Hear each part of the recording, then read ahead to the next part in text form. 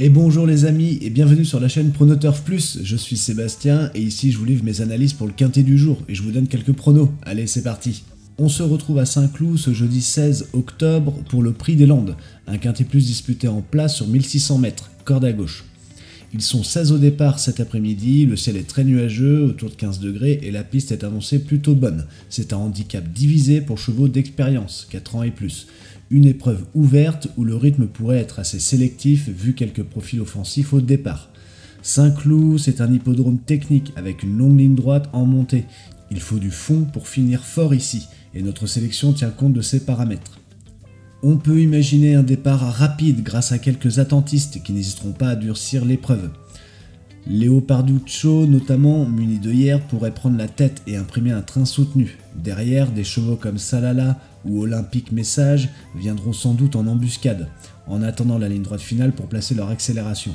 Le rythme pourrait donc être honnête dès la descente, favorisant les chevaux bien placés à mi-peloton s'ils parviennent à suivre le mouvement. Petite info sur les réglages, plusieurs concurrents portent des œillères aujourd'hui, ce qui peut les aider à transcender. C'est le cas de Leoparduccio, le numéro 9, et de Lord Sinclair, le 15, qui seront équipés pour être plus concentrés dans la bagarre. Cosmobo, le numéro 14, est quant à lui muni d'œillères australiennes, de manière habituelle. Un artifice qui lui réussit plutôt bien en général. Aucun cheval n'est déféré, car c'est du plat, et pas de bonnet signalé non plus. Ces petits détails d'équipement pourraient avoir leur importance pour les chevaux concernés, notamment pour un Leoparduccio qui aime aller de l'avant et un Lord Sinclair qui cherche un déclic. Ma sélection analytique. En première position, le numéro 5, Dapango. C'est un mâle de 6 ans extrêmement régulier dans ses performances. Sa musique parle pour lui, il reste sur une belle série avec notamment une deuxième place suivie d'une troisième place dans des handicaps similaires. Ce compétiteur entraîné par Sacha Smerzek fait toutes ses courses et a déjà remporté plusieurs épreuves sur le 1000. Il adore cette distance de 1600 mètres et s'adapte à tous les terrains. On le connaît aussi tactiquement polyvalent, il peut galoper dès le premier sans problème. Avec Michael Barzalona en selle qui le découvre certes, mais est un jockey offensif. On peut s'attendre à le voir rapidement bien placé et garder sa part à l'arrivée. Dapango a montré assez de tenue et de vitesse pour briller dans ce genre de tournoi relevé. Il figure dans notre sélection car c'est une valeur sûre. Il supporte du poids tout en restant compétitif et donne toujours son maximum. Sauf incident, il a encore les moyens de jouer un tout premier rôle. En deuxième position, le numéro 11, Salala. Voici probablement mon favori de la course. Cette jument de 4 ans, entraînée par Jérôme Andreu, aligne les performances de choix ces derniers temps. Elle affiche une superbe constance. Ses 4 dernières sorties se soldent par 3 podiums, dont une victoire cet été, et une 3e place récemment. Elle aime les pistes assouplies, mais a montré sur un bon terrain qu'elle savait aussi accélérer. Les 1600 mètres de Saint-Cloud lui conviennent parfaitement, d'autant qu'elle a déjà bien fait sur ce tracé vallonné, se classant souvent dans les 5 premiers ici. Théo Bachelot la connaît par cœur et devrait pouvoir la monter près des leaders, car Salala a assez de vitesse pour ne pas se laisser enfermer. C'est une attentiste capable de finir vite si on l'économise jusqu'à l'entrée de la ligne droite. Son entourage se montre confiant, estimant qu'elle est toujours en plein dans sa catégorie malgré la pénalisation de sa victoire de juin.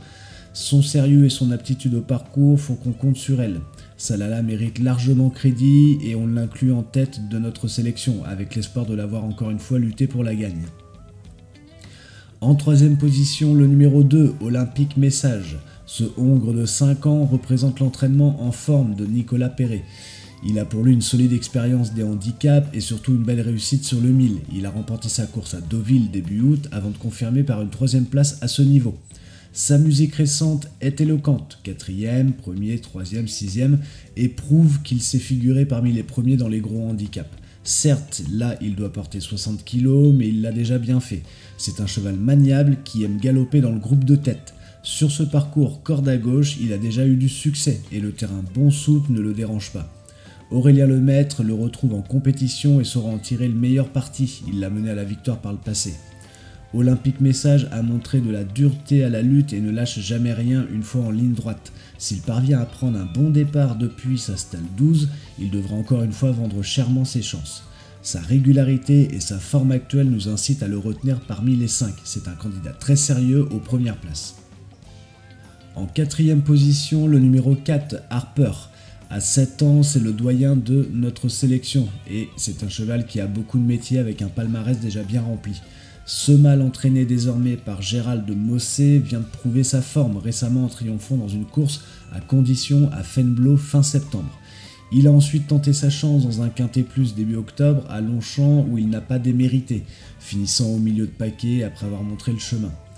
Harper est un cheval qui apprécie les pistes assouplies et possède de la tenue, ayant déjà gagné sur plus long. Sur 1600 mètres, il faut que le rythme soit sélectif pour qu'il place sa longue accélération, et ici le scénario de course pourrait l'aider. Yoritz Mendizabal, jockey expérimenté, s'entend bien avec lui et saura le canaliser dans les premiers mètres, car Harper a du tempérament. Il va porter 59 kg, ce qui est un poids élevé, mais il a déjà porté ce genre de charge avec succès par le passé grâce à sa classe. Le fait qu'il ait encore très bien couru il y a 2 semaines prouve qu'il est resté en belle condition. S'il peut sortir au bon moment de la mêlée, il a le droit de venir jouer un accessite à belle cote. On le retient car c'est un cheval dur à l'effort, capable d'en remonter à des plus jeunes lorsque l'occasion se présente. En dernière position, le numéro 7, No Limit Dream. C'est un choix un peu surprenant que d'intégrer ce cheval-ci dans notre top 5, tant ses dernières sorties sont en demi-teinte. Mais on ne peut pas ignorer ce hongre de 5 ans, entraîné par Gérald Mossé, qui possède des références dans cette catégorie. Il a gagné un quintet plus au printemps et a même enchaîné par une 2e place, ce qui lui a valu d'être remonté au poids. Sa musique récente s'est dégradée, il reste sur 4 échecs consécutifs, notamment 10e et 12e sur ses 2 dernières tentatives, mais des excuses peuvent être invoquées. Mauvais déroulement de course et terrain trop ferme pour ses aptitudes. Aujourd'hui, il retrouve une piste un peu plus souple qu'il affectionne et surtout il aura Maxime Guyon au départ, ce qui est un atout non négligeable. Ce dernier saura sans doute lui donner le parcours caché qu'il aime en attendant pour placer sa pointe de vitesse. No Limit Dream est bien situé au poids désormais, et si son mentor l'aligne de nouveau ici, c'est qu'il le juge sur la montante à l'entraînement. Un réveil de sa part n'est pas à exclure. Il fait figure de cheval capable de créer la surprise, raison pour laquelle on l'a inclus in extremis dans cette sélection analytique. En se souvenant de ses meilleures performances de l'année, il aurait tout à fait sa place dans les 5 premiers. Mes chevaux regrets, le numéro 1, Narquez. Le pensionnaire d'André Fabre a indéniablement la classe pure, il a 3 victoires en seulement 6 courses et était considéré comme un espoir classique. Cependant, il rentre d'une très longue absence, il n'a plus été vu en compétition depuis la fin 2024. Avec 62,5 kg à porter d'emblée, il pourrait manquer de rythme pour son retour. S'il était à 100%, il ferait figure d'épouvantail dans ce lot, mais après quasiment 1 an sans courir, on peut légitimement émettre des doutes sur son niveau de forme du jour. Nous le laissons donc en regret, un choix prudent car il reste capable d'un coup d'éclat sur sa classe, mais plutôt pour des places. Et le numéro 14, Cosmobo, c'est l'autre atout de Gérald Mossé dans cette épreuve, et il mérite une mention. Ce mâle de 5 ans revient bien ces derniers temps, on l'a vu accrocher une belle 2e place fin août dans un gros handicap, prouvant qu'il était en passe de retrouver toutes ses sensations. Il porte des œillères australiennes de façon habituelle, signe qu'il a besoin d'être motivé, mais cela lui réussit. Seul bémol, son numéro de corde, le 3, pourrait paradoxalement l'enfermer à la corde s'il ne peut s'exprimer qu'à l'extérieur. Avec Alexis Pouchin en selle, il faudra un parcours limpide pour qu'il puisse fournir sa pleine mesure dans la ligne droite. S'il trouve l'ouverture au bon moment, il peut finir très vite. Nous le laissons en regret car la concurrence est rude et il devra bénéficier d'un scénario sur mesure. Mais attention à lui, car pour une 4e, 5e place, il peut avoir une belle cote. La synthèse de cette sélection analytique. Au vu de l'analyse, Salala le 11 apparaît comme une base solide grâce à sa régularité exemplaire et à son aptitude avérée au parcours. Dapango le 5 offre également de sérieuses garanties, faisant toutes ses courses et semblant capable de confirmer encore. Olympique Message le 2 et Harper le 4, eux, ils allient expérience et qualité et peuvent tout à fait compléter la combinaison gagnante si tout se passe bien. Enfin, un cheval comme No Limit Dream, le 7, représente le pari un peu risqué de cette sélection. S'il se réveille, il peut pimenter l'arrivée, mais on reste conscient qu'il doit rassurer. En résumé, on s'appuie sur un savant mélange de fiabilité et d'audace, avec l'espoir que ces 5-là répondent présents dans la phase finale. Ma sélection statistique. Pour cette sélection, basée sur les chiffres et les tendances, j'ai combiné les critères de régularité, de valeur handicap et de répartition des numéros, avec la méthode des tranches et la méthode pair-impair. Ma sélection statistique donc, le 1, le 11, le 9, le 8 et le 16. Le numéro 1, Narquez, représente la classe pure du haut du tableau. Malgré son absence, sa valeur théorique lui donne une chance statistique de figurer. Le numéro 11, Salala, est retenu pour sa réussite constante dans les quintés, une vraie garantie dans le tiercé gagnant. On ajoute le numéro 9, Léo Parduccio, un cheval endurci à ce niveau dont les performances oscillent, mais qui a déjà gagné sur ce tracé et reste compétitif en valeur 38. Le numéro 8, Lord of War, est un ancien lauréat de quintet qui, même s'il traverse une passe moyenne, possède une expérience précieuse et bénéficie de la montée d'un certain Christophe Soumillon, un duo toujours dangereux statistiquement. Enfin, le 16, Michigan Fire, complète cette liste. C'est le plus léger du lot et il vient de montrer un net regain de forme avec une deuxième place. Son profil de 4 ans en plein progrès est souvent synonyme de belles surprises à ce niveau. Les tranches couvertes sont 1-5, 6-10 et 11-16 et nous avons 3 impairs et 2 pairs. Ma sélection audacieuse avec un favori, 3 outsiders et un tocard. Mon favori, le numéro 11, Salala. On ne change pas une base solide, je garde Salala en favorite car elle a fait toutes ses arrivées. Cette pouliche dure à l'effort peut encore une fois tirer son épingle du jeu sur ce 1000 exigeant. Elle a prouvé qu'elle pouvait suivre tous les trains et sprinter fort pour finir. Jérôme Andreu l'a préparé aux petits oignons pour ce quintet et on peut compter sur son sérieux pour répondre présent. Mes outsiders. Le numéro 9, Léo Parduccio. Ce hongre de 5 ans a un profil intéressant de cheval capable de surprendre. Certes, ses 2 dernières sorties sont moyennes, mais il revient sur un parcours qu'il affectionne. Saint-Cloud lui a déjà réussi. Et le port des œillères pourrait le transcender. Frida Valskar aime animer les débats avec lui. S'il parvient à gérer l'allure en tête, Léo Parduccio pourrait aller plus loin que prévu et garder un lot à belle cote. Le numéro 14, Cosmobo. On en a parlé en regret tout à l'heure, c'est un candidat au podium si tout se passe bien. Je le remets donc dans la sélection audacieuse. Ce fils de Chala vient de montrer un net regain de forme et semble sur la pente ascendante. Alexis Pouchin le connaît et saura en tirer la quintessence dans la ligne droite. S'il bénéficie d'un parcours limpide caché dans le peloton, il a la pointe de vitesse nécessaire pour finir en trombe. Sa récente fin de course à Chantilly n'est pas passée inaperçue. Méfiance, Cosmobo peut étonner à une cote sympathique. Le numéro 7, No Limit Dream, difficile à recommander pour ses derniers résultats, on le concède, mais je tente le pari osé de le garder également ici. Pourquoi ? Parce qu'au papier, ce cheval a une chance évidente s'il refait surface. C'est un lauréat du Quintet Plus qui a été un peu lourdement pénalisé, mais désormais il a retrouvé une valeur plus favorable. Son entourage a fait appel à Maxime Guyon pour le réveiller, signe qu'on y croit encore. S'il retrouve ne serait-ce que 80% de son meilleur niveau, No Limit Dream a le droit de finir dans les 4 premiers d'une telle épreuve. C'est l'outsider typique capable de faire mentir les stats récentes. On prend le risque de le voir renaître, ce qui n'est pas impossible sur un parcours qu'il apprécie. Et mon tocard, le numéro 15, Lord Sinclair. C'est le pari fou de cette sélection. Ce 4 ans entraîné par Carlos et Yann Lernet n'a pas une marge énorme, mais quelques éléments plaident en sa faveur pour une énorme surprise. D'abord sa situation au poids, avec 54,5 kg, il est quasiment le plus léger du lot, ce qui peut l'aider si la course est rythmée. Ensuite, l'état du terrain, il adore les pistes très souples, voire lourdes, et s'il venait à pleuvoir un peu avant la course, ce qui n'est pas impossible vu le ciel menaçant, ses chances augmenteraient. Enfin, il sera muni d'œillères pour la première fois récemment, ce qui pourrait l'aider à se montrer plus courageux dans la bataille. Certes, Lord Sinclair reste intermittent, une victoire suivie de plusieurs échecs, mais on se souvient qu'en juin, il a pris un brillant accessite d'honneur dans un gros handicap similaire à la surprise générale. Avec Alexis Madamé en selle et le 10 à la corde, il peut tenter un coup de poker en galopant non loin des leaders. Si la chance lui sourit et qu'il se transcende, pourquoi pas une 4e ou 5e place à plus de 30 contre 1, c'est notre coup de folie assumé. La synthèse de cette sélection audacieuse. Vous l'aurez compris, cette sélection parallèle prend plus de risques, misant sur des chevaux au profil caché ou en quête de rachat. L'idée, c'est d'aller chercher de gros rapports en cas de scénario imprévu. Par exemple, une allure très sélective qui permettrait à un Léo Parduccio de résister aux favoris, ou à un No Limit Dream qui profite d'une course idéale dans le dos des leaders pour refaire parler de lui. On conserve tout de même Salala en fil rouge, car même dans un pronostic audacieux, il faut quand même une base fiable. Et autour d'elle, on espère une défaillance de certains favoris pour voir émerger nos outsiders, Cosmobo, Léo Parduccio, No Limit Dream. Et pourquoi pas le tocard, Lord Sinclair, qui compléterait l'arrivée. Ce scénario alternatif est moins probable, mais il n'est pas farfelu. Un quintet reste une course ouverte où les surprises ne sont pas rares, surtout à la fin de saison.